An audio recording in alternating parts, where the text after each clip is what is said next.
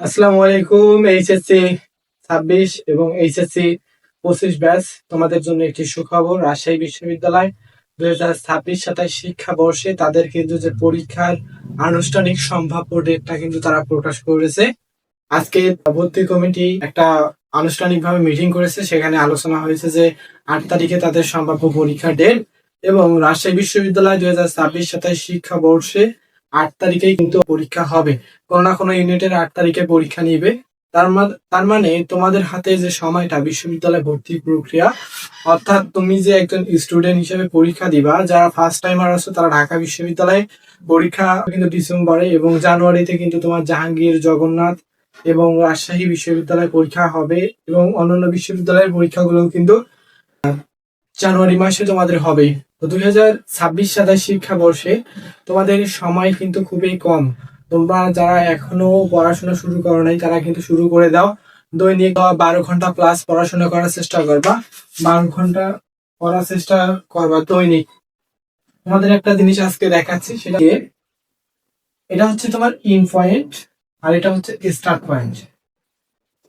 এখান থেকে মনে করো এইচএসসি তে তোমার কলেজে একটা দৌড় প্রতিযোগিতার আয়োজন করা হয়েছে।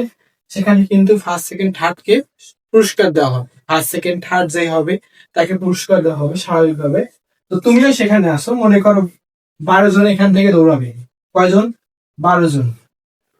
তো প্রথমে যে 3 জন থাকবে তারা কিন্তু ফার্স্ট সেকেন্ড থার্ড হবে, অর্থাৎ তারা পুরস্কার পাবে। বাকিরা কি পুরস্কার পাবে না। তাদের এই যে ফার্স্ট সেকেন্ড থার্ড হওয়ার যে গল্পটা, এটা কিন্তু অতিরিক্ত পরিশ্রম করেছে, তারা প্র্যাকটিস করেছে, এই জন্য কিন্তু ফার্স্ট সেকেন্ড থার্ড হয়েছে। বুঝতে পারছো? আর বিশ্ববিদ্যালয় ভর্তি পরীক্ষা এর চেয়ে আরো কঠিন। এখানে তোমার পরীক্ষা দিবে 1,20,000 সামথিং। রাজশাহী বিশ্ববিদ্যালয় গত বছর 1,20,000 এই ইউনিটে, অর্থাৎ মানবিকের যে ইউনিটটা, এখানে 1,20,000 স্টুডেন্ট পরীক্ষা দিয়েছে। এখান থেকে কিন্তু চান্স পেয়েছে মাত্র 2,000, অর্থাৎ 1800 সিট আছে। হয়তো অনেকে এসে বেশি পজিশন থাকার পরে সিট ভিত্তিক, যেহেতু 2 শিফটে আলাদা আলাদা, মোটামুটি তোমাকে 2,000 পজিশনের মধ্যে থাকতে হবে। আর যদি ভালো সাবজেক্ট পেতে চাও তাহলে অবশ্যই, যেহেতু 2 শিফট হয়, তোমাকে 885 এরকম যে সিরিয়াল গুলো আছে এগুলোর মধ্যে কিন্তু থাকতে হবে। আর যদি না থাকতে পারো তাহলে কিন্তু রাজশাহী বিশ্ববিদ্যালয়ে একটা সিট তুমি নিশ্চিত করতে পারবে না। আর এই একটা বিশ্ববিদ্যালয়ে চান্স পেলে, যারা বিশ্ববিদ্যালয়ে চান্স পায় মোটামুটি এমন স্টুডেন্ট আছে যে ঢাকাতে পাবে, সে রাজশাহীতে পাবে, সে জাহাঙ্গীরে পাবে, সে জগন্নাথে পাবে, সে চট্টগ্রাম বিশ্ববিদ্যালয়ে পাবে।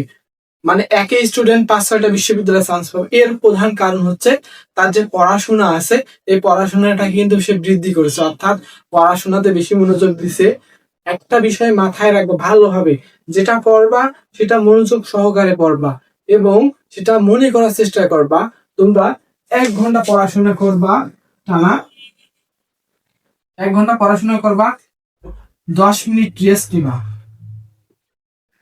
10 মিনিট রেস্ট করবা। রেস্ট করার পর দেখবা কি কি পড়ছো, এগুলো মনে করার চেষ্টা করবা। যদি মনে করতে পারো ভালো, সবগুলো তো মনে করতে পারবা। যখন এই যে তুমি মনে করার চেষ্টা করবা, তখন কিন্তু তোমার ব্রেন অটোমেটিক কাজ করা শুরু করবে যে এটা ওইটা হবে, এটা ওইটা হবে। তো আশা করি যে তোমরা যারা রাজশাহী বিশ্ববিদ্যালয়ে 2026 সালে শিক্ষাবর্ষে ভর্তি পরীক্ষা দিবে, আর এই বিশ্ববিদ্যালয়ে কিন্তু আমিও একজন স্টুডেন্ট, আমি তোমার বড় ভাই হিসেবে তোমাকে যেটা অ্যাডভাইস দিতে পারি সেটা হচ্ছে পড়াশোনা ছাড়া কিন্তু বিশ্ববিদ্যালয়ে চান্স পাওয়ার অন্য কোনো উপায় নাই। আর পড়াশোনা করতে হবে, বিশেষ করে বোর্ড বাংলা প্রথম পত্র থেকে প্রশ্ন হয় এবং দ্বিতীয় পত্রটা ভালোভাবে একটু পড়বা। যেগুলো টপিকস আছে অন্যদিন অন্য ভিডিওতে বলবো যে বাংলার জন্য কোন কোন টপিকস পড়বা, ইংরেজির জন্য কি কি টপিকস পড়বা সেটা বলে দিছি, একটা ভিডিও আছে। এরপর জিকে কোথা থেকে আসে এটা, তবে যদি সাম্প্রতিক সময় ঘটনাগুলো আছে এগুলো থেকে মোটামুটি আসে 5-6টা। এবং সামগ্রিক বিষয় যদি পড়াশোনা করো, মোটামুটি ইনশাল্লাহ তুমি বিশ্ববিদ্যালয়ে চান্স পাবা। আর যদি ভিডিওটি দেখে তুমি উপকৃত হও, ভিডিওতে অবশ্যই একটি লাইক দেবা। পরবর্তীতে বিভিন্ন বিশ্ববিদ্যালয়ের তথ্য পেতে চ্যানেলটি অবশ্যই সাবস্ক্রাইব করবা। সকলকে ধন্যবাদ।